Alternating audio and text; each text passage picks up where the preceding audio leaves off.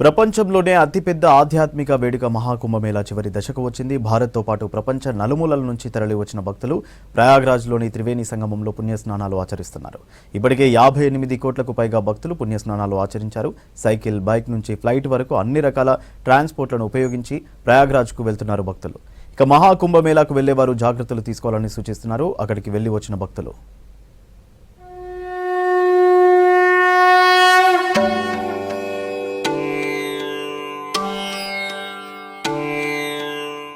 మహాకుంభమేళాకు కోట్లాది మంది భక్తులు తరలి వస్తున్నారు. ఇప్పటి వరకు 58 కోట్ల మంది భక్తులకు పైగా పుణ్యస్నానాలు ఆచరించినట్లు యూపీ సీఎం యోగి ఆదిత్యనాథ్ తెలిపారు.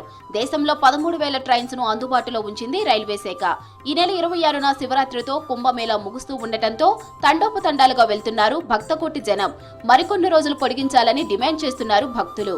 ఇక ఇప్పటికే జరిగిన ఢిల్లీ ఘటనతో కుంభమేళాకు వెళ్లేవారు జాగ్రత్తగా వెళ్లాలని సూచిస్తున్నారు అధికారులు.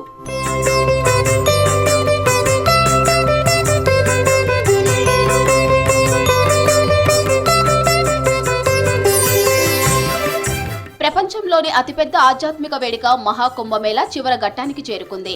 తెలుగు రాష్ట్రాల నుంచి కూడా విపరీతంగా భక్తులు ప్రయాగ్రాజ్ వెళ్లారు. కొన్ని రోజులే ఉండటంతో మరింత మంది ప్రయాగ్రాజ్ కు క్యూ కడుతున్నారు. అయితే ఇప్పటికే వెళ్లిన వారు కొంతమంది భక్తులు అక్కడ పరిస్థితులు తెలియక అనేక ఇబ్బందులు ఎదుర్కొన్నారు. ముందు నుంచే అన్ని ప్లాన్ చేసుకోవాలని, రూట్ మ్యాప్ సైతం తెలుసుకోవాలని సూచిస్తున్నారు వెళ్లి వచ్చిన భక్తులు. సో ఫ్లైట్స్ టికెట్స్ అవి చెక్ చేసాము, కానీ చాలా కాస్ట్లీ ఉన్నాయి. 50,000, 45,000 చాలా కాస్ట్లీ ఉందని చెప్పేసి మేమేం చేసాము, of road by flight, of by road వెళ్దామని డిసైడ్ చేసాము. సో ఇక్కడ నుంచి నాగ్పూర్ వెళ్ళాము. నాగ్పూర్ నుంచి హైదరాబాద్కి ఫ్లైట్ టికెట్స్ బుక్ చేసుకున్నాము. 9th Feb మేము బయలుదేరాము. 9th Feb మార్నింగ్ బయలుదేరి ఎర్లీ మార్నింగ్ 9 o'clock రీచ్ అయ్యాము మేము నాగ్పూర్ నుంచి మేము బై రోడ్ వెళ్దామని ఒక స్విఫ్ట్ డిజైర్ వెహికల్ మాట్లాడుకున్నాము. సో ఇదంతా మేము ప్రాపర్గా ప్లాన్ చేసుకున్నాము. వీళ్ళు కంప్లీట్లీ హైవే రోడ్ మొత్తం బ్లాక్ చేశారు at different points. So luckily కొంతమంది అక్కడ ఫుడ్ సర్వ్ చేశారు, వాలంటీర్స్. సో ఆ ఫుడ్ కిచిడి తినేసి ఇంకా కార్లోనే పడుకున్నాము. Morning again it started at మళ్ళీ 5:30కి స్లో మూవింగ్ వెళ్ళింది. సో అలా మేము రీచ్ అయ్యేసరికి మళ్ళీ మార్నింగ్ 9 అయింది. So by the time we reached ప్రయాగ్రాజ్కి వెళ్ళేసరికి 9 అయింది. సో నార్మల్గా Nagpur to Prayagraj it takes 12 hours, 11 to 12 hours. But మాకైతే ఆల్మోస్ట్ ఒక 1 day టైం పట్టింది. ప్రయాగ్రాజ్ మహాకుంభమేళాకు వెళ్లాలని ప్లాన్ చేస్తున్న వారు జాగ్రత్తలు తీసుకోవాల్సిందే అంటున్నారు వెళ్లి వచ్చిన భక్తులు. ట్రైన్స్, ఫ్లైట్ టికెట్ రేస్ అమాంతంగా పెరిగాయంటున్నారు భక్తులు. ప్రయాగ్రాజ్ ప్రయాణం ఎక్కడి నుంచి వెళ్లాలి, తిరుగు ప్రయాణం అయ్యే వరకు ట్రాన్స్పోర్ట్, పుణ్యస్నానాలు గట్ల సమాచారం లేకపోతే ఇబ్బందులు ఎదుర్కోవాల్సి వస్తుందంటున్నారు. ప్రయాగ్రాజ్ చుట్టూ భారీ ట్రాఫిక్ జామ్ ఏర్పడుతుందని, 10 నుంచి 15 గంటల వరకు ఇబ్బందులు పడాల్సి వస్తుందంటున్నారు భక్తులు. ముఖ్యంగా హైదరాబాద్, తెలుగు రాష్ట్రాల నుండి వెళ్లేవారు త్రివేణి సంగమం కలిసే 3వ ఘాటు వద్ద తీసుకోవాలని సూచిస్తున్నారు భక్తులు.